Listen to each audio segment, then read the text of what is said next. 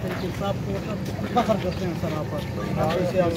कमाल भाई अब तो मास्क भी उतार दिए, अब कि हमें बताइए, आज बड़े अरसे बाद आपसे मुलाकात हो रही है। देखें, जब बात ये जबर तक आ जाए और इस तरह नीचे भाई जिस तरह के रऊफ हसन साहब पर हुए हैं, तो फिर मैं नहीं समझता कि अब मैं जा रहा हूँ पेशावर और वहाँ जाके मैं दोबारा अपनी इंटरम जमानत लूँगा और उसके बाद मैं पंजाब के कोर्ट्स में जाके अपना मुकदमा लड़ूंगा। बेकसूर हूँ मैं, जितने मेरे पे 51-52 मेरे पे पर्चे हैं, उनमें से किसी एक पे भी किसी मुकाम पर मैं मौजूद नहीं। कहीं पे मेरे पे पेट्रोल बम डाला हुआ है, कहीं पे पिस्तौल डाली हुई है, कहीं पे शुक्र है तोप नहीं डाली हुई।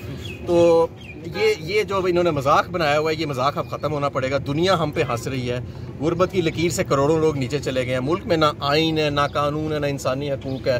जगह जगह टीवी चैनलों पे सूट पहना के टाउटों को बैठाया हुआ है। अब पार्लियामान में भी आधी पार्लियामान आपकी जाली है, फॉर्म 47 पर है, तो कहने को मुल्क चल रहा है। तो ऐसे तो नहीं मुल्क चलता।